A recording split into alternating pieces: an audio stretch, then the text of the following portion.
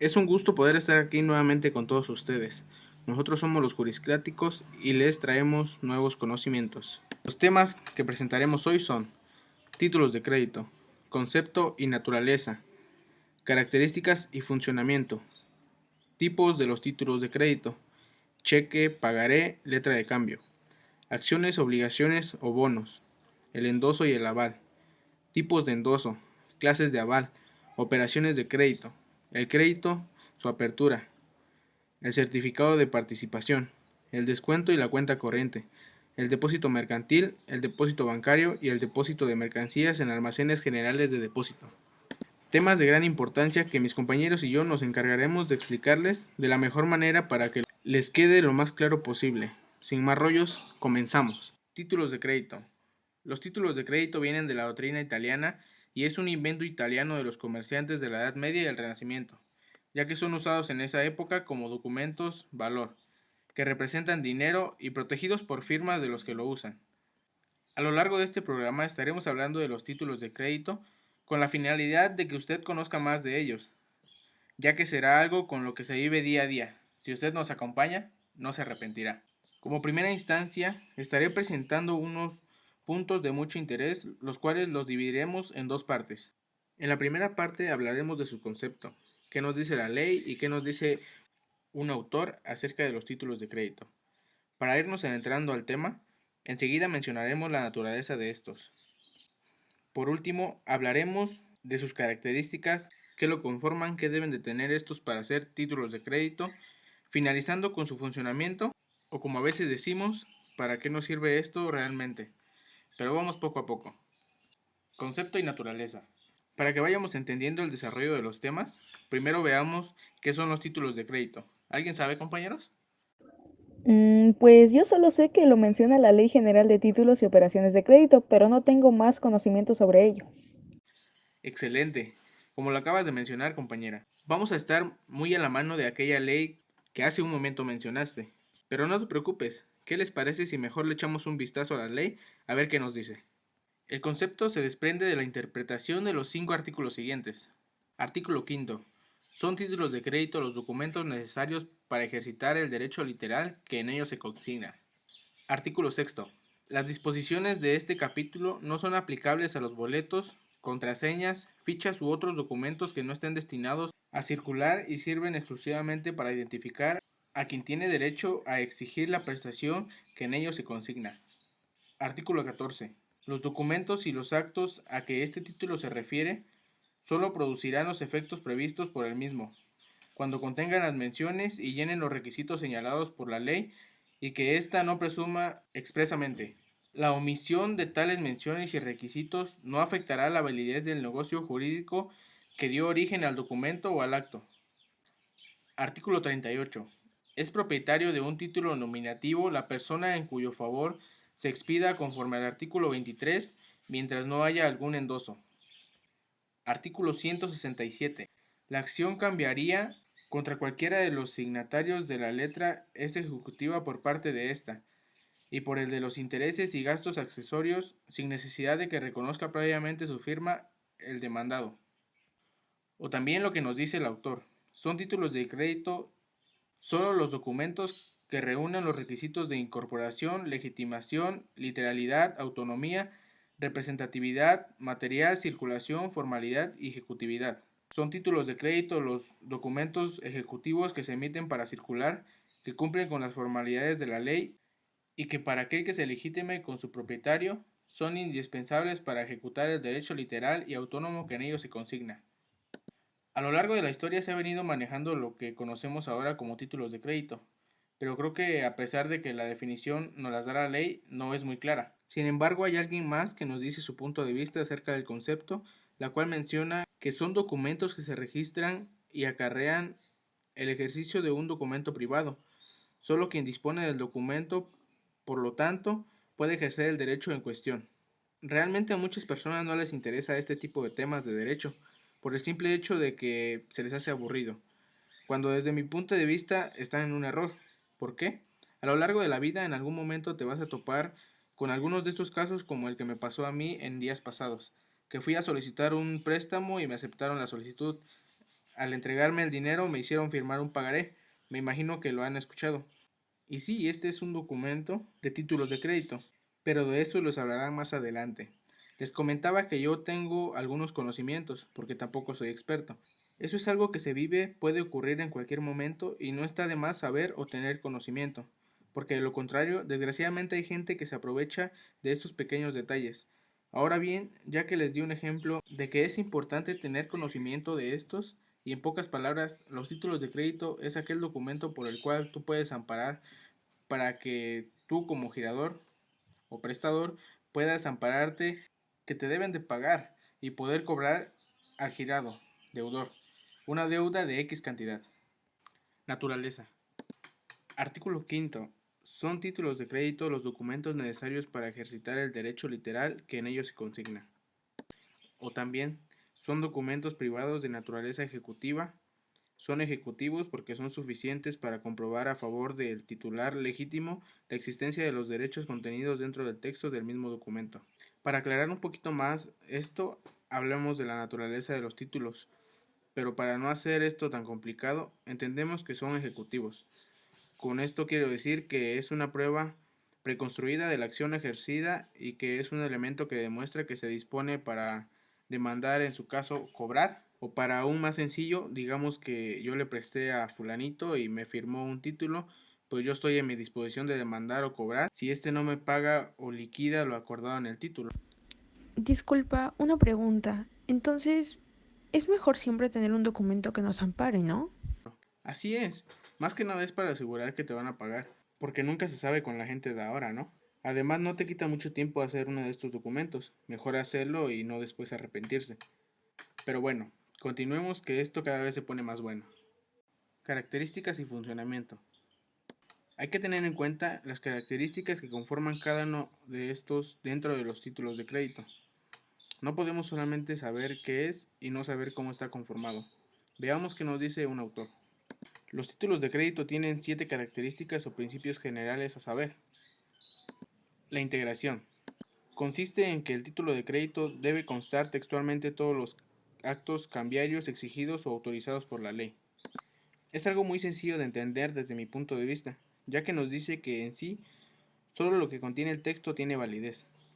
Solo lo que está escrito a la hora del llenado es lo único que vale, no hay nada más. No se puede decir o cobrar cosas que no están estipuladas dentro del documento. Por eso allí la importancia de un buen llenado de títulos para evitar el fraude. La incorporación. El derecho es consustancial al documento y está disolublemente unido a él desde el momento en que se cumplen los requisitos solemnes señalados por la ley. Se opera una transformación y se eleva el documento o simple pedazo de papel a la categoría del título de crédito o título de valor. Si el derecho queda fusionado en el título, para ejercitar aquel es indispensable este porque el documento es el derecho. El documento es necesario para ejercitar el derecho incorporado que en él se identifica. Puede sonar un poco tonto e imposible, pero puede suceder que en algún momento estás con un amigo y le pides prestado cierta cantidad de dinero, digamos unos 10,000 pesos, por el cual te dice, sale y te los presto, pero ¿sabes qué? Fírmame un pagaré. En ese momento no lo lleva. Lo que se puede hacer es agarrar una servilleta y ponerle el nombre del documento, en este caso pagaré, y rellenarlo con todo lo que se pide en ese momento. Se convierte en lo que viene siendo un título de crédito. Así es como nos los maneja el autor. Nos dice que la posesión da al derecho y el que tiene el título tiene el derecho. Si no se tiene físico o materialmente el título, no se tiene el derecho, porque el derecho está incorporado en el papel, en el documento. Y sí, realmente es verdad, si no tienes el papel no tienes nada en sí. La incorporación viene a fundir el derecho al documento, al pedazo de papel o servilleta, que se convierte en el título de crédito cuando reunimos los demás requisitos que veremos más adelante. La legitimación. Según la ley de circulación, de facultar a quien lo posee para exigir del suscriptor o endosante en su caso, el pago de la presentación en él consignada y de autorizar obligado a solventar válidamente su deuda a favor del tenedor. En caso de que dicha deuda no sea cumplida voluntariamente por el obligado, por el que suscribió o endosó el título, es evidente que el poseedor de ésta podrá exigir el cumplimiento en esa forma coactiva mediante la intervención de las autoridades jurídicas correspondientes. Aquí mencionamos o nos menciona una parte llamada endoso, Pero para que no se me espanten, eso se lo explicarán mis compañeras un poquito más adelante. Dentro de este tipo de características nos refiere que solamente tiene voluntad de pagar, es decir, al poseedor formal es a quien se da el derecho de exigir del suscriptor o endosante del título la prestación consignada en él, y al obligado se da el derecho de solventar su deuda pagándole al poseedor formal del título de crédito. Y en caso que no se lleve a cabo la liquidación total de la deuda, se puede haber mediante la intervención ya sea de autoridades judiciales a las cuales corresponda. La literalidad es la pauta y medida del derecho, y por lo mismo pauta y medida de la obligación a cargo del girador. Ascarelli, otro de los grandes juristas italianos, expresa que el derecho que brota del título es literal en el sentido de que todo aquello que mira su contenido, extensión y modalidades, es decir, en su esencia y en su forma, es decisivo exclusivamente el elemento objetivo del tenedor del título. Cabe preguntarse qué derecho es aquel que está incorporado y se va a ejercitar a través de los títulos de crédito, cuándo, cómo y en qué medida, puesto que es el derecho el que norma y fundamenta la acción. Hay veces que suena un poco enredado el tipo de definiciones, pero realmente es que solo es cuestión de encontrar el sentido, porque realmente es algo que alguna vez y en algún momento hemos escuchado. En esta vez, literalidad nos da a entender simple y sencillamente que lo escrito en el texto del documento es lo que contribuye el derecho. El que lo suscribe se obliga a pagar tal día la cantidad al señor fulano de tal en tal lugar. Esa es la pauta, medida y alcance de la obligación, y el que legítimamente adquiere el título tiene exactamente el derecho literal en el consignado. Así de sencillo, sin más rollos y sin darle tantas vueltas al asunto. Para concluir con esta característica, por último mencionar que dándome cuenta, hay entonces una fusión creativa, el derecho que tiene que generarse o crearse como un acto de voluntad, ya no el acto de voluntad de las partes contratantes del negocio casual, sino el acto de voluntad creador del título de crédito. La autonomía, el título de crédito endosado, destinado a circular y puesto ya en circulación, es independiente y autónomo respecto del negocio que le da origen, y lo que vale y obliga es únicamente lo que está insertado en el mismo. Por virtud de los principios de integración y de libertad, solo los actos válidos los que están consignados y escritos en el documento, y nada de lo que ocurrió en el negocio casual que dio origen al título de crédito puede prevalecer en la vida jurídica de este documento. Menciona un punto muy importante que viene siendo el endoso, pero como ya les comenté no voy a meter en ese tema porque más adelante les hablarán perfectamente a qué se refiere. Lo que aquí nos plantea es que el título o el documento es autónomo, pues porque este al ser transmitido, aquel título pues atribuye a su nuevo tenedor ahora un derecho propio y muy independiente, y por consecuencia, en este caso el deudor no podrá oponerle excepciones personales que pudo haber utilizado contra el tenedor anterior. Desde mi punto de vista, la autonomía consiste en disfrutar de forma independiente el derecho incorporado en el título. Así de sencillo. La abstracción consiste en la imposibilidad de excepciones y defensas derivadas del negocio casual de un título de crédito contra cualquier tenedor de buena fe que no esté con aquel. El título de crédito nace, en efecto, en el momento en que se ha redactado, ¿no? Y el suscriptor original lo posee en el movimiento entregándolo al beneficiario. En ese instante se establece una relación personal entre el creador del título y el primer tomador, situación jurídica que pues se va a repartir cada vez que el título pase de una mano a otra. Por ejemplo, cuando un beneficiario le endosa a otra persona, hay una repetición del acto y en cada caso se verifica una relación personal, porque en cada transmisión hay una nueva causa por la cual una persona transmite la propiedad de un título a otra. Por sustantividad de los títulos de crédito debemos entender dos cosas. Primera, que en virtud de este principio, llamado también de independencia, todos y cada uno de los actos integrados en él valen en sí y por sí mismos con independencia recíproca. Y segunda, que los títulos tienen en sí misma vida jurídica plena, por lo que basándose a sí mismo no necesitan ni pueden ni deben integrarse a ningún otro documento. Sin embargo, este segundo aspecto del principio de sustantividad admite algunas excepciones.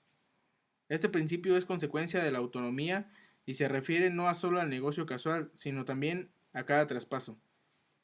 La sustantividad es independencia de un acto frente a todos los demás integrados en el título. Ya para finalizar con esta sección de características, mencionaremos por último la sustantividad. También me parece que son llamados de independencia. Esto nos quiere recalcar más que nada que tiene que ver con la autonomía y que consiste en que cada acto de los títulos de crédito es independiente, como su nombre lo dice. O sea que no tiene nada que ver de uno frente a todos los demás actos que se hayan celebrado o integrado en el título. Rápidamente les mencionaré un ejemplo. El avalista presenta pues su garantía por aval. En este momento es un caso independiente de la obligación asumida por la persona avalada. Para concluir con el presente tema, que son las características, es importante agregar que los títulos pueden ser transmitidos de una persona a persona, facilitando la circulación, rapidez y ejecutividad, cumpliendo las obligaciones contraídas. Si pudimos prestar atención, estas van de la mano para firmar los títulos. Por eso es realmente así como están formados. Ya para concluir con mi participación, hablemos acerca de su funcionamiento. Los títulos de crédito tienen una función jurídica y una función económica inseparable. El conjunto de operaciones que suministran riqueza presente a cambio o reembolso futuro. Así, los titulares de crédito sirven fundamentalmente para documentar tales créditos y esta documentación mediante los títulos de crédito. Los títulos de crédito como función, validar mediante un documento el derecho de pagar y de cobrar a cortos o largos plazos una determinada cantidad de dinero, por lo cual algunos muy conocidos son el cheque, pagaré, letra de cambio, pero les hablarán enseguida de ellos. Entonces sirven para poder ponerse de acuerdo entre personas acerca de un reembolso a futuro o documentar tales créditos. Ahora les hablarán sobre la clasificación de los títulos de crédito. Compañera Esmeralda, adelante. Muchas gracias, compañero. Bueno, después de comprender los conceptos básicos, observamos que los títulos de crédito son clasificados de acuerdo con el carácter del emisor, por los derechos que incorporan, por su forma de circulación, emisión, etc. A continuación, hablaremos de su clasificación. Los títulos de crédito públicos y privados. Los primeros se refieren a que son emitidos por el Estado o sus instituciones públicas, como los bonos de deuda pública, bonos del ahorro nacional, etc. Por otro lado, los privados son los emitidos por particulares, como los títulos de crédito, las letras de cambio y el pagarí. Los títulos de crédito nominados son aquellos que están específicamente regulados por la ley, como la letra de cambio o cheques. Sin embargo, los innominados no están reglamentados por esta, pero tienen algunas características de los títulos nominados y se rigen por las disposiciones que sean más similares a las características de ese documento respecto a los nominados. Únicos y con copias. Como el título lo dice, son aquellos que no pueden ser emitidos con reproducciones, y con copias son aquellos que pueden ser emitidos con pluralidad de copias idénticas. Cuando la letra no contenga la cláusula única, el tomador tendrá derecho a que el girador le expida uno o más ejemplares idénticos, pagando todos los gastos que se causen. Disculpa la interrupción, tengo una duda. ¿Cualquier persona puede sacar copias del documento? Muy buena pregunta. La respuesta es no. Es importante recalcar que solo el beneficiario puede sacar copias de la letra. El artículo 122 lo respalda, ya que nos dice que el tenedor de una letra de cambio tiene derecho a hacer copias de la misma. Estas deben reproducir exactamente el original, con los endosos y todas las enunciaciones que contengan, indicando hasta dónde termina lo copiado. La siguiente clasificación son los simples y complejos. Como su nombre lo dice, son títulos simples los que representan en el derecho a una sola prestación, como pueden ser la letra de cambio o el pagaré, mientras que los complejos son los que representan diversos derechos, como las acciones de las sociedades anónimas. Principales y accesorios. Los títulos de crédito principales valen por sí mismos y no dependen de otro título, como una letra de cambio, al contrario de los accesorios, que sí están bajo otro título de crédito principal, como el certificado de depósito y su bono de prenda. Completos e incompletos. En los títulos completos, el derecho aparece en el documento, como en la letra de cambio o pagaré, mientras que hablamos de títulos incompletos cuando hay que recurrir a otro documento para conocer todo el contenido del derecho, por ejemplo, las acciones y obligaciones. Individuales y seriales. En pocas palabras, decimos que son individuales cuando se emiten o tienen lugar frente a una persona concreta o determinada, como es el caso de la letra de cambio y cheque. Por otro lado, los títulos seriales o de masa nacen de una declaración de voluntad realizada frente a una cantidad indeterminada de personas, como son las acciones y obligaciones. De crédito y de pago. Hablamos de títulos de crédito para referirnos a aquellos que representan o documentan una operación de crédito, como es el pagaré, mientras que los títulos de pago son los que constituyen medios aptos para realizar pagos, como lo es el cheque. Ahora, para poder hablar de los títulos de crédito abstractos y causales, es necesario comentar que todos los títulos de crédito son creados por una causa determinada. Ahora bien, los títulos causales son aquellos que hacen referencia a esa causa y les son oponibles las excepciones derivadas de la misma. Por otro lado, los títulos abstractos se desligan por completo de la causa que les dio origen, es decir, esa causa es independiente, extraña a la relación contenida en el título. De crédito, de participación y representativos. Bueno, son títulos de crédito aquellos que consignan un derecho a prestaciones en dinero, como son la letra de cambio o pagaré. Los títulos de participación son los que contienen o representan un conjunto de derechos diversos, una compleja situación jurídica, como las acciones. Los títulos representativos consignan el derecho a la entrega de mercancías determinadas o determinados derechos sobre ellas, como los certificados de depósito. El artículo 19 nos dice que los títulos representativos de mercancías atribuyen a su poseedor legítimo el derecho exclusivo a disponer de las mercancías que en ellos se mencionen. Todos, en algún momento de nuestra vida, hemos escuchado hablar de los famosos títulos nominativos, a la orden y al portador. Existe una gran diferencia entre cada uno de ellos, ya que se adaptan a nuestra situación y necesidades. Son títulos nominativos los expedidos a favor de una persona, cuyo nombre se consigna en el mismo texto del documento. Los títulos nominativos serán transmisibles por endoso y entrega del título del mismo, sin perjuicio de que puedan transmitirse por cualquier otro medio legal. Es propietario de un título nominativo la persona en cuyo favor se expida conforme al artículo 23, mientras no haya algún endoso. Los títulos de crédito a la orden no requieren de un registro emisor, y para transmitirlo solamente se endosa y se entrega el propio título. Los títulos de crédito podrán ser, según la forma de su circulación, nominativos o al portador. El tenedor del título no puede cambiar la forma de su circulación sin consentimiento del emisor, salvo disposición legal expresa en contrario.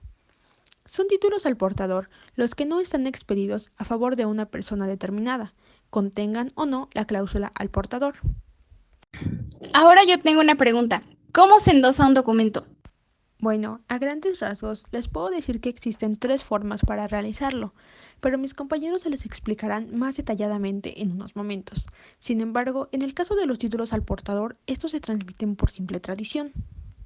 Como ya se mencionó en un inicio, los títulos de crédito nacieron por los comerciantes para proteger sus bienes de los asaltantes de los caminos, ya que cuando estos intentaban cometer el delito, lo único que encontraban al revisar a los comerciantes eran papeles que representaban dinero y que estaban protegidos por sus firmas personales, pudiendo así transportar grandes sumas de dinero por muchos lugares. De esta forma fueron evolucionando hasta surgir la letra de cambio, el cheque, etc. Ahora bien, como ya sabemos, un título de crédito es un documento que representa una deuda o valor dentro de nuestra sociedad, pero como todo, no cualquier documento puede cumplir con las características y especificaciones que demanda la Ley General de Títulos y Operaciones de Crédito, ya que esta nos dice que no son considerados títulos de crédito los boletos, contraseñas, fichas u otros documentos que no estén destinados a circular y sirvan exclusivamente para identificar a quién tiene derecho a exigir la prestación que en ellos se consigna. Es necesario recalcar que gracias a los títulos de crédito se ha agilizado el movimiento de bienes económicos en todo el mundo. Sabemos que mientras más crece la economía, más se es propenso a sufrir un robo. Como todo, los títulos de crédito nos ofrecen ventajas y desventajas a la hora de usarlos. Muchas personas utilizan este tipo de documentos para asegurar su dinero y aún así han llegado a sufrir pérdidas considerables. Así que creo que es importante mencionar que es nuestra responsabilidad conocer el documento que estamos firmando o entregando, ya que de no ser rellenado adecuadamente, podemos ser propensos a sufrir grandes pérdidas.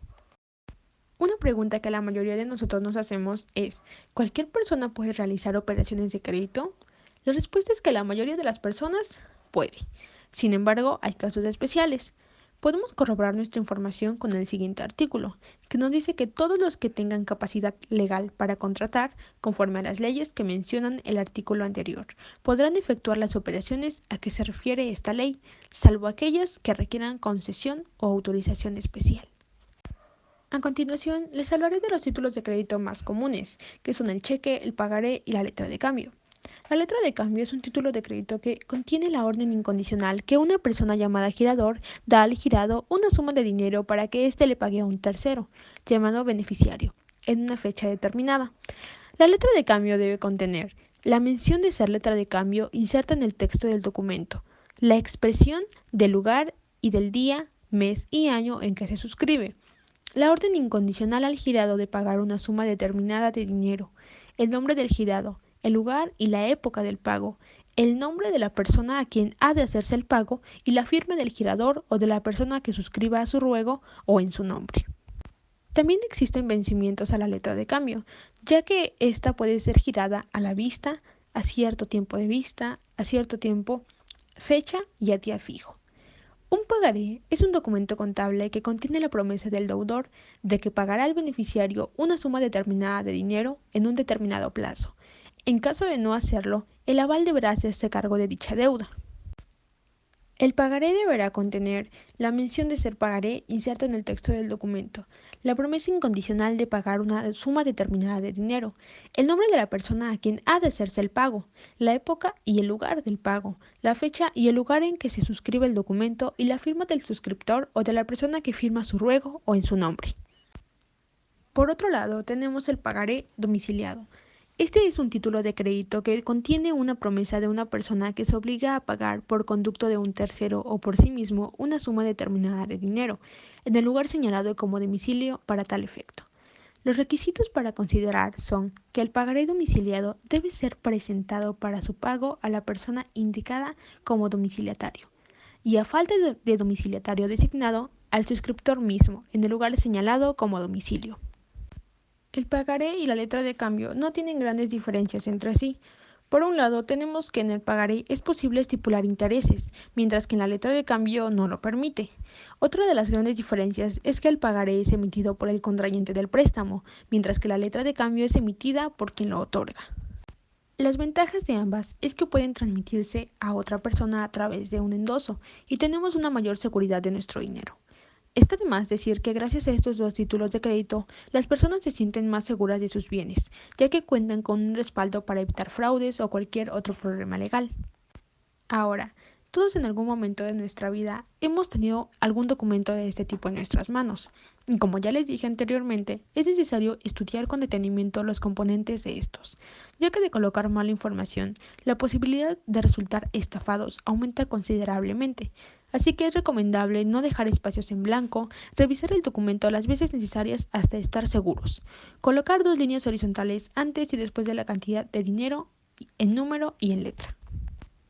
El cheque es un título de crédito en el que una persona llamada girador ordena incondicionalmente a una institución de crédito, que es el librado, el pago de una suma de dinero a favor de una persona llamada beneficiaria. El cheque solo puede ser expedido a cargo de una institución de crédito. El documento que en forma de cheque se libre a cargo de otras personas no producirá efectos de título de crédito. El cheque debe contener la mención de ser cheque inserta en el texto del documento, el lugar y la fecha en que se expide, la orden incondicional de pagar una suma determinada de dinero, el nombre del librado, el lugar de pago y la firma del librador. Existen formas especiales de un cheque. Estos son el cheque cruzado. Un cheque cruzado es aquel cuyo importe únicamente puede ser depositado en una cuenta que el beneficiario tenga en el banco, es decir, no se admiten cobros en efectivo. La pregunta es, ¿cómo identificamos un cheque cruzado? Pues bien, será así cuando el librador o el tenedor crucen dos líneas paralelas trazadas en el anverso. Así, solo podrá ser cobrado por una institución de crédito. Existen dos clasificaciones de los generales y los especiales. En los generales no figura la institución donde se hará el cobro. Entre las dos rayas aparece solo la palabra banco o compañía, mientras que en los especiales, entre las dos líneas trazadas, se indica el nombre de una entidad financiera.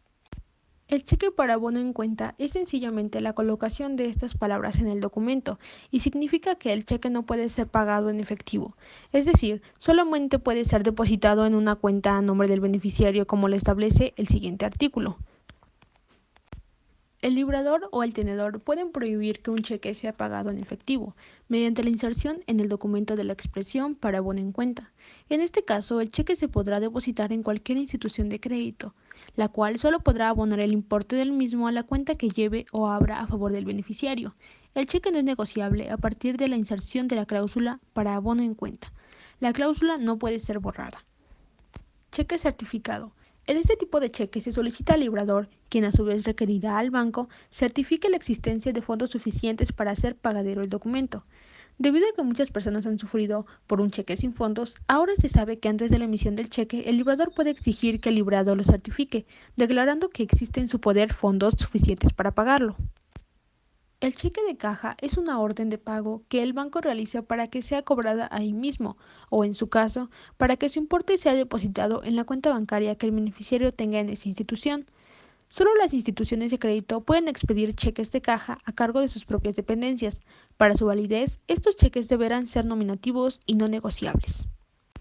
Los cheques se han convertido en uno de los principales medios de transacciones monetarias, ya que gracias a ellos se han evitado robos. Las principales ventajas que encontramos del cheque es que la persona que lo expide tiene total libertad a la hora de elegir la institución bancaria para realizar el ingreso del cheque. Además de que en casos de que el cheque no se llegue a pagar, existen seguros y leyes que nos brindan cobertura legal. Es importante mencionar que podemos expedirlos en cualquier momento y no es necesario traer dinero en efectivo. Sin embargo, así como gozamos de grandes ventajas, no hay que confiarnos, puesto que una de las desventajas de este es que se corre el riesgo de que el cheque no tenga fondos o se pierda. Además de que también estamos propensos a sufrir robos, ya que para hacerlo efectivo hay que ir al banco. No obstante, es bueno saber que tenemos diferentes opciones para manejar nuestro dinero de una forma segura. Continuaré con el endoso y el aval. Pues bien, en el endoso encontraremos que se trata de transmitir la posición de acreedor a otra persona, que será la que reciba el pago de la deuda, la cual se originó por otra persona distinta. La palabra endosar proviene de la palabra dorso, ya que es necesaria la firma del documento por la persona que transmite el documento en el dorso del documento, valga la redundancia. Punto importante que se tratará más adelante. Pero para resumir, se puede decir que endosar significa comprar la deuda. Podemos hacer estas acciones mediante letras de cambio, pagarés y cheques. Mayormente funciona para pagarés. El endoso se puede realizar en cualquier momento antes de que la deuda sea pagada. En el endoso participan varias personas. La primera es la persona que va a transmitir el documento con derecho de cobro. A esta persona se le denomina como el endosante. La persona que recibe este derecho de crédito, será el endosatario. Quien tenga el documento con derecho de cobro recibe el nombre de tenedor, aquel que tiene el derecho a reclamar el pago de la deuda. Y por último, la figura del deudor, que es la persona que tiene que cumplir con la obligación final de pago ante el tenedor. Para que el endoso sea válido, es necesario que se cumplan varios requisitos. Primeramente, la declaración formal, que es la certificación sobre la transmisión de la deuda por parte del acreedor en el propio documento. Esta declaración formal se realiza a través de la firma del endosante, o también conocido como el deudor original. Después, la entrega material del documento, que en la mayoría de pagos es el pagaré, valga la redundancia. Y tal vez nos resulte ilógico y pensemos, ¿por qué alguien querría heredar una deuda por voluntad propia? Pues comúnmente se debe a estos tres objetivos. El primero, método de financiación. El acreedor no puede o no quiere esperar al vencimiento de la deuda para que sea saldada y decide transmitirla a otra persona, aunque suponga renunciar a parte de su importe. Otro puede ser el asegurar cumplir con deudas propias. El acreedor transmite el documento con derecho de cobro a un acreedor suyo para asegurar de esta manera el pago de su propia deuda o la imposibilidad de cobrar, que es donde el acreedor transmite el documento con derecho de cobro a otra persona solo para que reciba en su nombre el pago de la deuda porque le es imposible o incómodo realizarlo por sí mismo. Ahora continuaré con los tipos de endoso. Los tipos de endosos son el endoso en propiedad, que, para la redundancia, transmite la propiedad del título y todos los derechos que el documento representa, para que la operación se complemente. Es necesaria la entrega material del título o documento. Nuestro ejemplo de relleno de la documentación sería, supongamos que es 2 de mayo de este año, páguese en propiedad el valor que ampara el presente documento a favor de nombre al 2 de mayo del 2021. En la parte siguiente o posterior se colocará la firma del endosante. Continuamos con el endoso en procuración o al cobro. A diferencia del de la propiedad, no transfiere ninguna propiedad de título. Únicamente se otorgan las facultades, como su nombre lo indica, al endosatario para presentar el documento para su aceptación o para gestionar su cobro extrajudicialmente o por la vía judicial si fuera necesario. Nuestro llenado quedaría: páguese en procuración el valor que ampara el presente documento a favor del licenciado y el nombre del licenciado al 2 de mayo del 2021. En esta parte siguiente se colocará la firma fidedigna, que en estos casos lo suele llevar a cabo el abogado. También tenemos el endoso en garantía o en prenda. Este no transmite la propiedad de título, solo atribuye al endosatario todos los derechos y obligaciones de un acreedor prendario respecto del título endosado y de todos los derechos que representa el mismo documento. En este caso, nuestro endoso quedaría: páguese en garantía el valor que ampara el presente documento a favor de nombre al 2 de mayo del 2021. En la parte siguiente se colocará la firma del endosante y por último tenemos el endoso en blanco. Recibe este nombre porque solo firma el beneficiario y según el número de firmas o rúbricas que aparezcan al reverso, es el número de endosos que tuvo ese documento. Naturaleza jurídica: como puedes ver, no es tan difícil poder diferenciar los tipos de endoso, pues los mismos nombres te dan un spoiler de lo que trata en sí. Lo trataré de resumir con un ejemplo.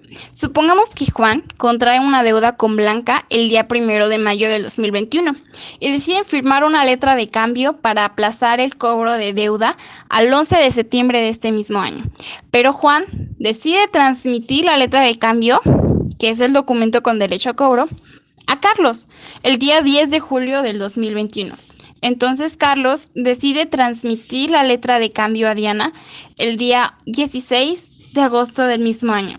¿A quién se debe dirigir Blanca para pagar su deuda? Blanca se deberá dirigir con el tenedor de la deuda y esa ahora va a ser Diana, la última acreedora. Pues bien, ahora procedamos con el aval. Podemos definirlo como un contrato en el que existe un compromiso solidario de realizar el pago de una obligación a favor de una persona que será la beneficiaria y que recibirá un bien u otro recurso. En un contrato de aval, la persona que se compromete es el avalista y la que solicita el préstamo es el avalado, el deudor. Y es que es muy común ver estas situaciones en nuestro entorno: familia, amigos, conocidos, etc. Pero ojo, no es algo recomendable hacerla de aval, incluso si la persona que te lo pide es muy cercana a ti. Aquí se rompen amistades y te digo por qué. Pues en el contrato de aval aparece una tercera persona que hace de garantía para el pago de una obligación, si la persona, o sea el deudor, no pudiera hacerse cargo. Con esto te digo todo, pues no todos son responsables de las obligaciones que se les atribuye y al final el que sale pagando pues no es el deudor, sino el aval. Además, le da validez a la persona para conseguir el crédito de una forma más fácil que si no tuviese aval. Hay que resaltar que el aval se obliga voluntariamente a este contrato y por consiguiente a la cancelación de la deuda si fuese necesario. Es decir, es una forma de promesa de pago dado que se asume la responsabilidad en caso de fallo del deudor principal. Por eso hay que tener mucho cuidado al momento de aceptar ser avales. Tenemos tipos de avales según la obligación que se garantice, que serían el aval económico. Aquí se garantiza que se va a pagar una cantidad en un plazo determinado. Y el aval técnico, donde la entidad bancaria garantiza las obligaciones contraídas por su cliente como consecuencia de la adjudicación de un concurso público, de un contrato, etc. También están los tipos de avales según quienes los emitan. Aquí entran el aval personal, es el emitido por una persona física o jurídica, quien se compromete al pago de la deuda en caso de incumplimiento del deudor principal. Los avales personales son muy habituales en créditos al consumo y financiación de empresas. Se ofrecen como garantía adicional a la patrimonial deudor. Y finalmente tenemos el aval bancario, en el que, como su nombre nos indica, quien se compromete a hacer frente a esta deuda va a ser una entidad financiera. ¡Wow! Todo lo anterior sé que les ha resultado realmente interesante. Sin embargo, un tema que estoy segura que a muchas personas les resultará importante escuchar es nada más ni nada menos que sobre el crédito y su apertura. Bueno, una persona suele solicitar un crédito para diversas cosas: comprar electrodomésticos, comprar una casa, un carro, para pagar otra deuda, para iniciar o remodelar un negocio. En esos casos es cuando el contrato de apertura de crédito entra en función. Cabe mencionar que usualmente lo conceden los bancos y para recibir un crédito es indispensable no estar en buró de crédito. Ahora bien, ¿qué es la apertura de un crédito? Bueno, es el contrato a través del cual una entidad de crédito se obliga a conceder en el futuro un crédito a favor de un cliente, fijando la modalidad, el importe, los intereses y plazos, sujeto a la condición de que el cliente devolverá el importe del crédito más intereses, o lo dejará sin efecto. Cabe destacar que no está regulada por el Código de Comercio, pero la Ley General de Títulos y Operaciones de Crédito en su artículo 291 nos dice lo siguiente.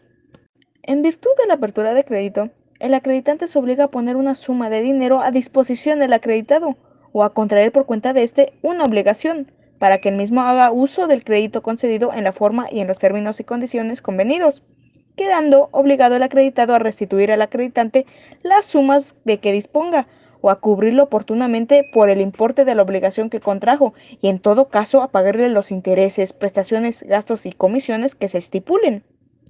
¿Y qué quiere decir esto?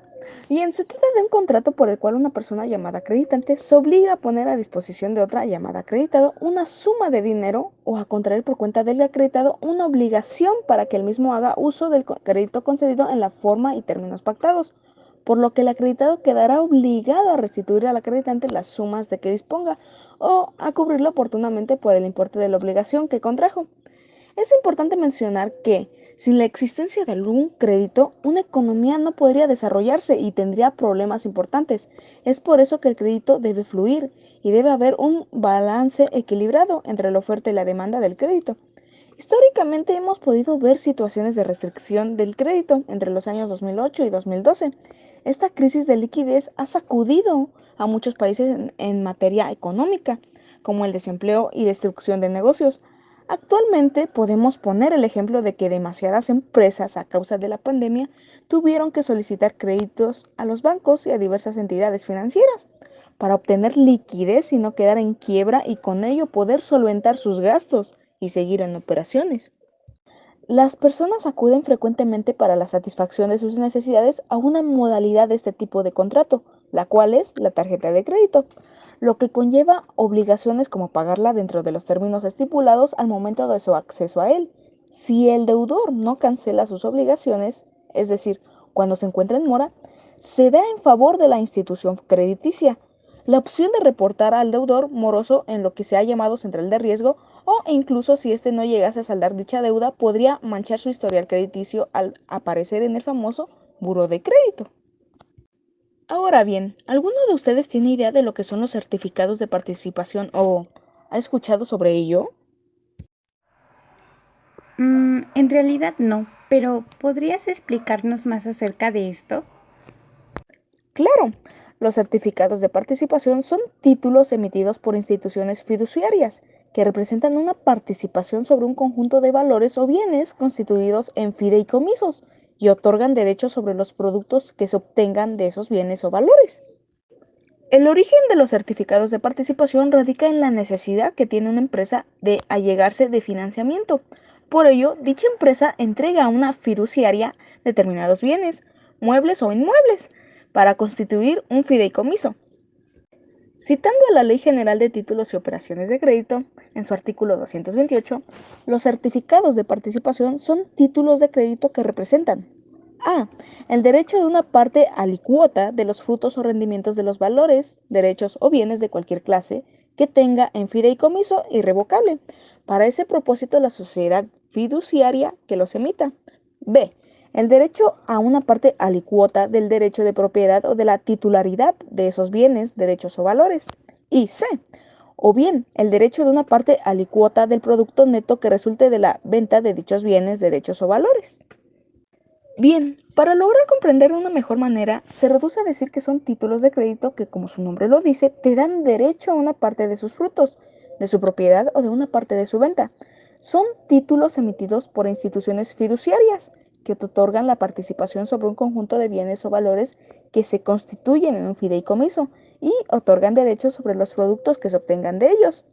Son instrumentos a largo plazo que emite una institución fiduciaria, que se utilizan para diferentes fines, como el financiamiento de infraestructuras, desde la construcción de carreteras hasta el manejo de metales. Y también se instituyen como fideicomiso, sobre todo la clase de bienes muebles o inmuebles de la industria, las empresas y el comercio, que se consideran unidades económicas. Las características particulares de estos certificados es que cumplen con las características generales de los títulos de crédito, dan flexibilidad, se pueden transmitir con endosos y funcionan como títulos de copropiedad autónomos. Son una especie de contrato en relación a una persona no moral, es decir, una persona le concede a otra las utilidades que aportan ciertos servicios y bienes. También pueden ser adjudicadas las pérdidas por negociaciones mercantiles o derivadas de una o más operaciones de comercio. Este documento debe ser siempre por escrito, mas no es necesario su registro. Es un contrato que no tiene ningún tipo de carácter jurídico ni tampoco razón social, pero los bienes que sean aportados pertenecen al asociante y en caso de pérdidas, estas recaen en los asociados, pero siempre y cuando no superen el valor de su aportación. Hola, bienvenidos a un nuevo episodio de nuestro podcast. Espero y estén bastante cómodos escuchando a mis compañeros y sobre todo aprendiendo. En esta ocasión les hablaré sobre dos temas bastante interesantes. El primero, el descuento y la cuenta corriente, y el segundo tema, el depósito mercantil, el depósito bancario y el depósito de mercancías en almacenes generales de depósito. Ahora bien, para comenzar a analizar y entender nuestro primer tema, hay que preguntarnos, ¿conocemos lo que es una cuenta corriente? ¿Acaso hemos tenido una o algún familiar cercano tiene una? ¿Y qué es un descuento? Los créditos abiertos en los libros de comerciantes podrán ser objeto de descuento aun cuando no estén amparados por títulos de crédito suscritos por el deudor, siempre que se reúnan las condiciones requeridas. En sí, un descuento es un contrato donde debe de participar una institución de crédito y un acreedor. Únicamente las instituciones de crédito pueden llevar a cabo este tipo de descuentos. Se trata de que en este caso un acreedor puede dirigirse con una institución bancaria para que le dé una parte del importe de uno o varios créditos y el acreedor tiene como obligación el irlo devolviendo conforme le vayan pagando sus deudores. Los documentos utilizados en el descuento son la letra de cambio, el pagaré, recibos de comercio, certificaciones de obra, contratos y demás facturas calificadas por la entidad que concede el descuento. El descontatario será considerado para todos los efectos de ley como mandatario del descontador en cuanto se refiere al cobro de los créditos materia del descuento. Para hacerlo más claro, en este descuento intervienen dos personas, el descontador, que viene siendo la institución bancaria, y el descontatario, que es el cliente del banco, donde el descontatario tiene como obligación devolver las cantidades que recibió por parte del descontador, es decir, que si sus clientes que le deben le pagan este dinero, ya no será para él, sino para el descontador, porque de su parte le prestó el dinero con la condición de devolverlo, pero así el descontatario devolvió, el descontador debe devolver las letras de cambio o el documento que se le fue dado en su momento. En virtud del contrato de cuenta corriente, los créditos derivados de las remesas recíprocas de las partes se anotan como partidas de abono o de cargo en una cuenta, y solo el saldo que resulta a la clausura de la cuenta constituye un crédito exigible y disponible. Una cuenta corriente es un contrato que sucede entre dos personas, preferentemente comerciantes, donde existe un deudor y un acreedor. Por ejemplo, una empresa que vende semillas y otra que renta sus campos para siembra lleva a cabo este tipo de cuenta corriente, pues entre ambos existe un cambio de remesas recíproco y al término de este se ve quién termina siendo el deudor. Cabe destacar que también existe un tipo de cuenta corriente bancaria. Este puede suceder entre una persona común que no es comerciante y un banco donde la persona tiene acceso a una cuenta bancaria. Deposita su dinero y puede tener acceso a este de manera sencilla, por ejemplo, por medio de los cajeros automáticos. Ambos son beneficiarios, pues la persona tiene acceso a su dinero de manera rápida y el banco por guardarlo cobra un interés. Pero en este caso solo les hablaré de la cuenta corriente mercantil. El artículo 303 nos hace mención de que en este tipo de créditos se puede tomar en cuenta las comisiones y los gastos de los negocios que lleven a cabo la cuenta corriente, a menos de que no lo quieran así.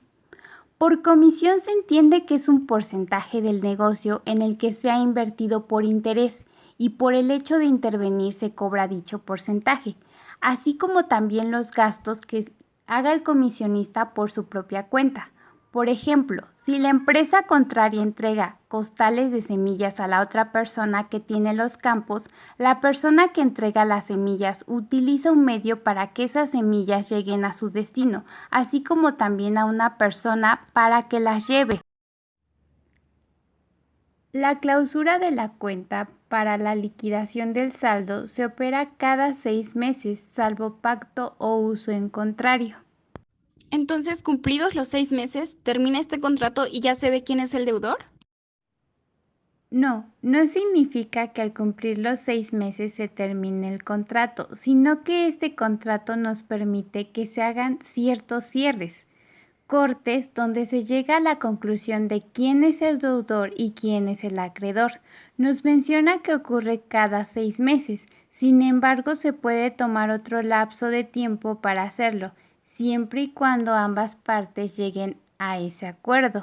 Pero entonces, ¿qué pasa si no se estipuló un término para el contrato? A falta de cualquiera de los cuentacorrentistas podrá en cada época de clausura de la cuenta denunciar el contrato, dando aviso al otro cuentacorrentista por lo menos 10 días antes de la fecha de clausura.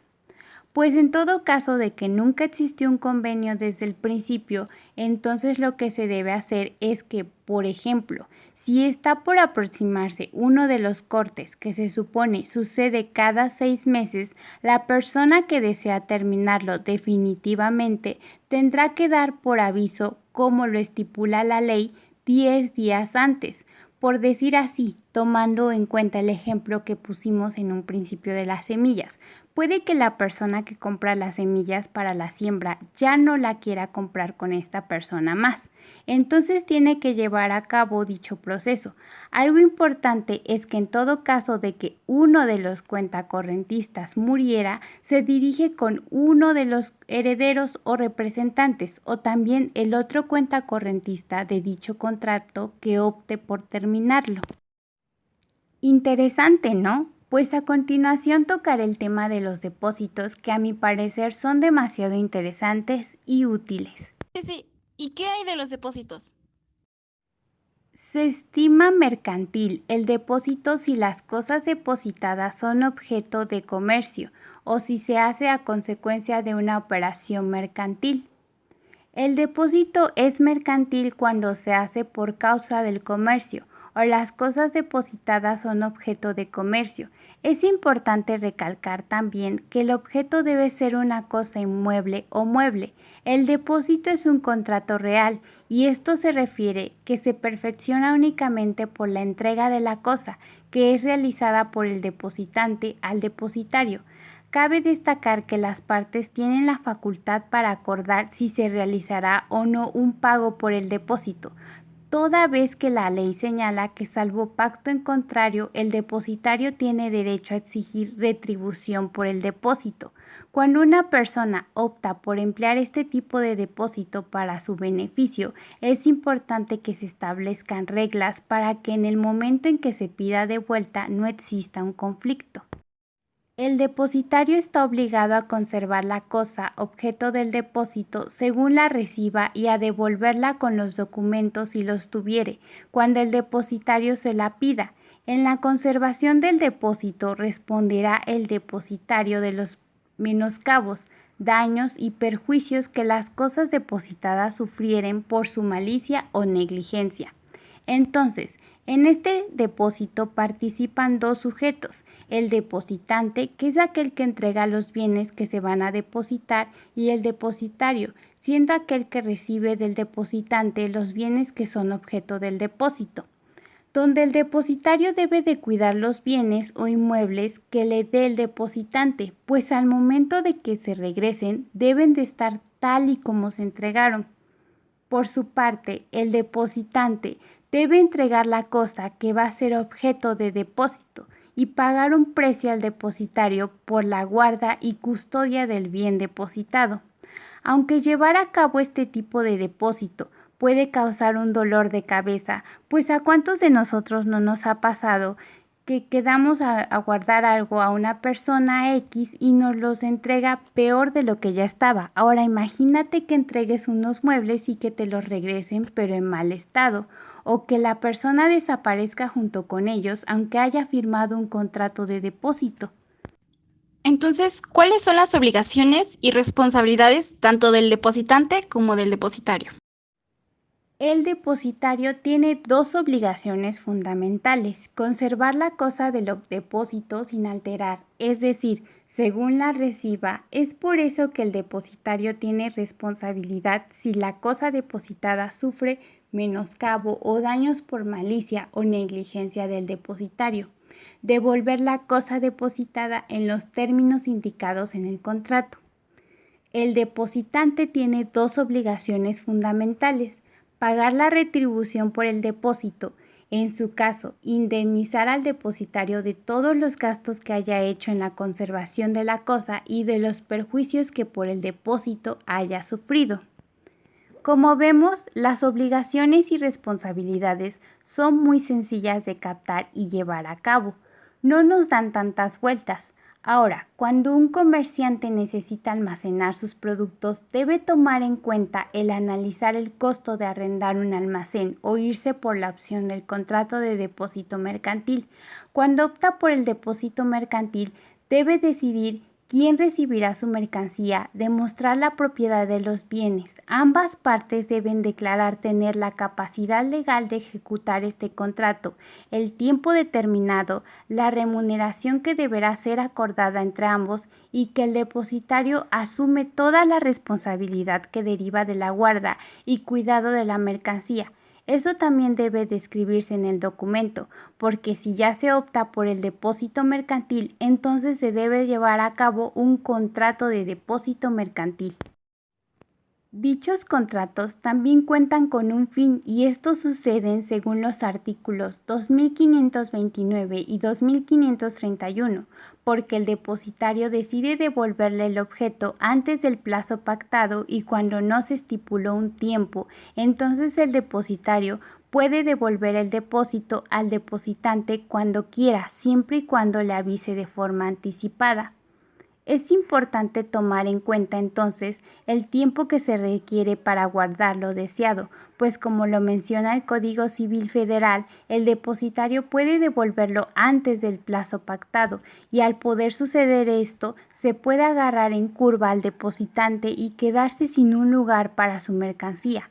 Por eso en los contratos se debe tomar en cuenta el tiempo y también la capacidad de las partes, el domicilio donde se guardará, el estado físico de lo que se guardará al momento de entregarlo, la cantidad a pagar por dicho depósito y por último, pero no menos importante, se impone una cláusula de penalidad para garantizar resarcimientos en caso de supuestos incumplimientos. Ahora les mencionaré acerca de otro tipo de depósito, el depósito bancario. Contamos con dos tipos de depósito bancario, del depósito bancario de dinero, el depósito de una suma determinada de dinero en moneda nacional o en diversas o monedas extranjeras. Transfiere la propiedad al depositario y lo obliga a restituir la suma depositada en la misma especie, salvo lo dispuesto en el artículo siguiente. Del depósito bancario de títulos. El depósito bancario de títulos no transfiere la propiedad al depositario, a menos de que por convenio escrito el depositante lo autorice a disponer de ellos con obligación de restituir otros tanto títulos de la misma especie.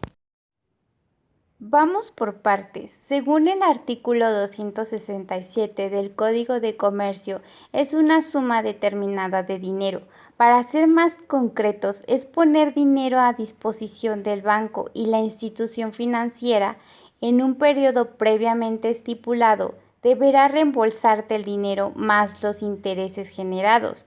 Con este tipo de inversiones, tú decides cuánto dinero quieres invertir y el plazo de tiempo en el que quieres hacerlo. Se nos da a conocer que los depósitos bancarios cuentan con una clasificación. Los depósitos bancarios podrán ser retirables a la vista, a plazo o previo aviso. Cuando al construirse el depósito previo aviso no se señale plazo, se entenderá que el depósito es retirable el día hábil siguiente a aquel en que se dé el aviso. Si el depósito se constituye sin mención especial de plazo, se entenderá retirable a la vista. En México, la población que usa dos o más bancos alcanza ya el 55.3% y todo apunta a que este porcentaje seguirá creciendo. Sabemos que hoy en día el uso de tarjetas de crédito y débito son prácticamente el nuevo dinero, pues si tú como persona buscas en algún punto, por ejemplo, ya no cargar con dinero físico porque lo pierdes o porque no te gusta, puedes recurrir a los depósitos a la vista, ya que en este tipo el socio puede disponer de ellos retirando parcial o totalmente su dinero. Algunas entidades bancarias te permiten abrir este tipo de cuentas desde los 50 pesos, pero de igual manera se tiene que estar informado si trae consigo otro tipo de cobros para su uso. En lo personal, cuando eres apenas un mayor de edad, es un poco difícil comprender lo que trae consigo este tipo de depósitos, pero no cabe duda que hoy en día necesitamos acudir a ellos, ya que con este podemos recibir el dinero de una beca, por ejemplo, o en otros casos como trabajador, abrir una cuenta donde se opta por ir depositando el dinero en ella. Depósitos a plazo. Estos son productos en que tú como usuario mantienes tu dinero en la entidad durante un tiempo determinado a cambio de condiciones, ventajas e intereses a tu favor. Cuando el plazo que fijaste se acaba, se te informará de las condiciones en las que se puede efectuar una renovación. Así puedes decidir si finalizas con el depósito y recibes el dinero junto con los beneficios que ha generado o de lo contrario continúas con la inversión. Entonces, si no necesitas de tu dinero inmediatamente, o mejor dicho, buscas guardarlo en un lugar seguro para evitar robos o malgastarlo, lo mejor sería recurrir a este tipo de depósitos, ya que se establece una fecha determinada para que el dinero se te sea devuelto y más aparte otro poquito más por los intereses que se te ofrecieron en el banco. Elegir el depósito a plazo más adecuado para invertir nuestros ahorros es una decisión delicada y de especial importancia, ya que de ella depende que nos resulte posible obtener mayor rentabilidad por nuestro dinero. Por ejemplo, en uno de los bancos reconocidos de nuestra ciudad nos ofrece un llamado plan flexible, que en su descripción nos dice que es una inversión que te ofrece rendimientos crecientes a un plazo de 182 días y 364 días, con renovación o liquidez cada 7 o 28 días respectivamente. Los intereses que se generan en el plan flexible se calculan sobre el monto del capital invertido, pero no se les olvide que es muy importante preguntar, así como también informarse, ya que se trata de dinero y es muy delicado no saber con quién se está tratando o a qué nos estamos metiendo. Cuando los almacenes reciban mercancías o bienes sujetos al pago de derechos de importación, no se consentirán en el retiro del depósito, sino mediante la comprobación legal del pago de los impuestos o derechos respectivos o de la conformidad de las autoridades fiscales correspondientes y serán responsables para con el fisco. A este tipo de depósito se le conoce como depósito fiscal. Se utiliza para almacenar mercancía extranjera o nacional, permitiendo que dichas cargas permanezcan sin realizar los pagos tributarios correspondientes y establecidos por las leyes aduanales durante un periodo estipulado. Se dice que los empresarios eligen este tipo de depósito porque su costo es menor y por las ventajas que se obtienen. Poniendo un ejemplo para esto sea entendible, supongamos que cierta persona tiene una tienda automotriz y la mayor parte de sus piezas para vender vienen del extranjero, pero como compra grandes cantidades se decide por un depósito fiscal. Eso sí, debe de tomar en cuenta que deben ser las empresas autorizadas en términos de la Ley General de Organizaciones y Actividades Auxiliares del Crédito, por la Secretaría de Hacienda y Crédito Público, la Comisión Nacional Bancaria y de Valores y las autoridades aduaneras. Espera, ¿entonces existen diversos tipos de depósito? Así es, como escuchaste, acabo de mencionar el primero, que es el almacén de depósito, y por otra parte está el depósito fiscal. Por último, pero no menos importante, sería el depósito financiero, los cuales otorgan financiamiento a las mercancías que se vayan a dar. Como ejemplo te puedo mencionar Almacenadora Banorte S.A.D.C.B., que ofrece los certificados de depósito sobre mercancías almacenadas en su empresa, que pueden servir como garantía de créditos, prendarios, comprobación de existencias, venta de mercancías y soporte para obtener apoyos gubernamentales. Y es de mucha relevancia esto, pues en el artículo 287 de la Ley General de Títulos y Operaciones de Crédito se nos hace mención sobre dichos certificados.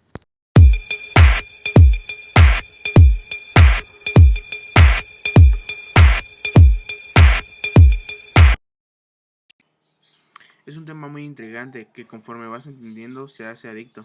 Existen muchas ventajas de los títulos de crédito. Son muchas, ya que por ejemplo en un pagaré se ejerce el derecho de cobro por un monto, en una fecha y un deudor determinado. También facilitan el ejercicio legal porque se ejecuta el cobro a través de un juicio ejecutivo mercantil y diversas cuestiones por las cuales es importante este tipo de créditos. Recalco que no es de mi agrado que nos alejemos de este tipo de temas que se viven día con día, ya que en algún momento los utilizaremos. A pesar de que desgraciadamente hay personas que aprovechan de esta situación, pues creo que si podemos evitarlo haciendo este tipo de programas para ayudar a las personas a que no pasen por esto sería mejor. Por eso espero que se hayan llevado un buen aprendizaje tanto mío como de mis compañeros, que con esfuerzo y dedicación se llevó a cabo en este podcast. De antemano es todo de mi parte, espero se encuentren bien y síganse cuidando. Saludos. Citando lo que alguna vez nos dijo James Blish, crédito es el único testimonio perdurable a la confianza del hombre en el hombre. Lo cual es muy cierto, ¿no? Ya que como pudimos apreciar a lo largo de este podcast, en esencia, al realizar algún tipo de operación de crédito, quien nos la otorga nos está brindando esa confianza de que le devolveremos el valor del bien o el efectivo que nos facilitó. El crédito es importante porque facilita en un momento dado el tener liquidez para poder comprar, hacer pagos, hacer algún tipo de inversión, etc. Y claro que cualquier persona puede solicitarlo, siempre y cuando cumpla con los requisitos que la entidad financiera solicite, tanto personas físicas como morales. Sin embargo, hay que saber de qué manera solicitarlo y qué implicaciones tiene, ya que la mayoría de empresas o personas, por la necesidad de obtener uno con rapidez, no se da el tiempo de revisar a profundidad cada uno de los términos que hay estipulados, por lo que en su gran mayoría las entidades financieras logran intimidar a los clientes con el fin de que salden su deuda con ellos. El crédito es un tema que en la mayoría de las entidades financieras exigen un mínimo de liquidez a la empresa para asegurarse el cobro de este, en caso de que el deudor no pueda hacer frente a los pagos, lo cual es muy importante, ya que como sabemos aquella persona o entidad tiene que contar con cierta solvencia económica para comprobar que es capaz de saldar con sus respectivos intereses tal crédito. De igual forma, los títulos de crédito son documentos indispensables para realizar operaciones mercantiles, debido a que con ellos se garantiza el cumplimiento de las obligaciones de los deudores.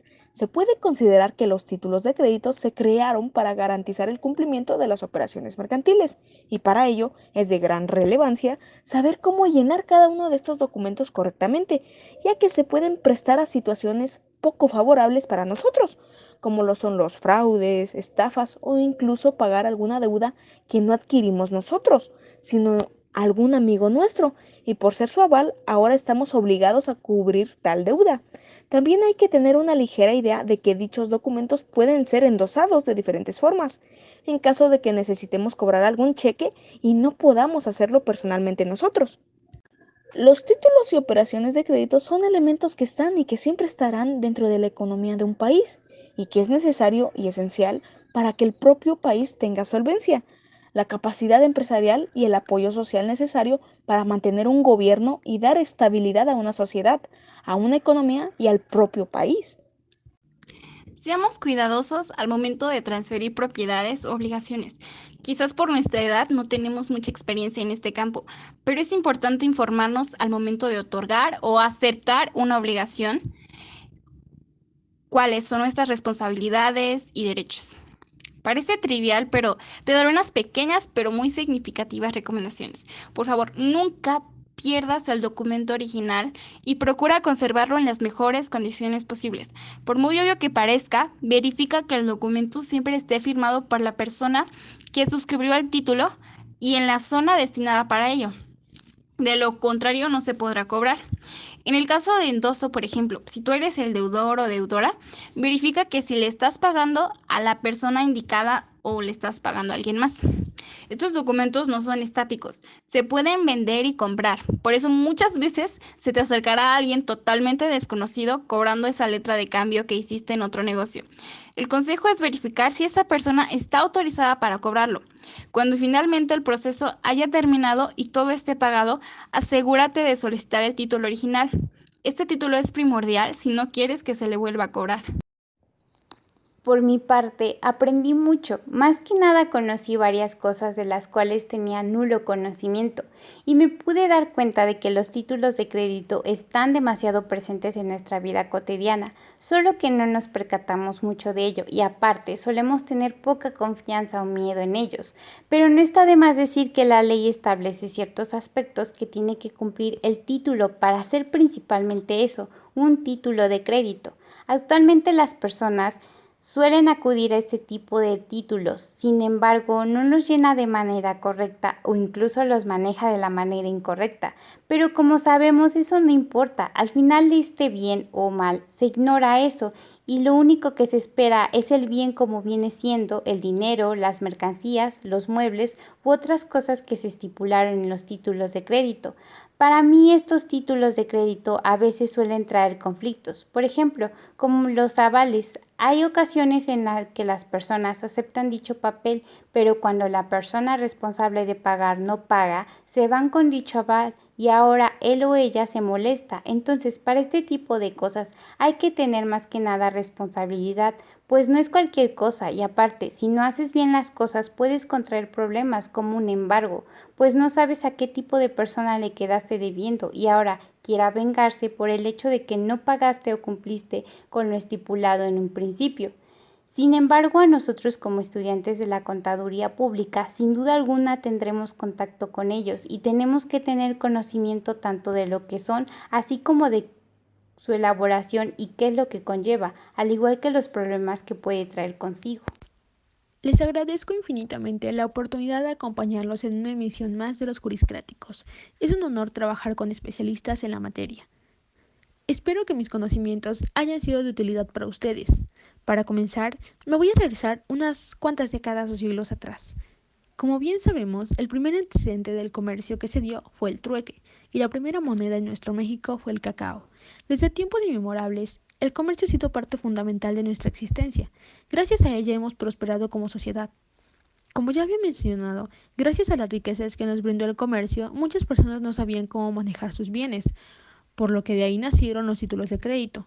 Gracias a ellos se han evitado más que nada robos, ya que cada uno tiene una función específica. que se adaptan a las necesidades y estilos de vida de cada uno de nosotros. Como todo, siempre encontraremos ventajas y desventajas a la hora de hacer uso de algunos de ellos. Les agradezco que nos hayan acompañado una vez más. No olviden sintonizarnos en nuestra próxima emisión.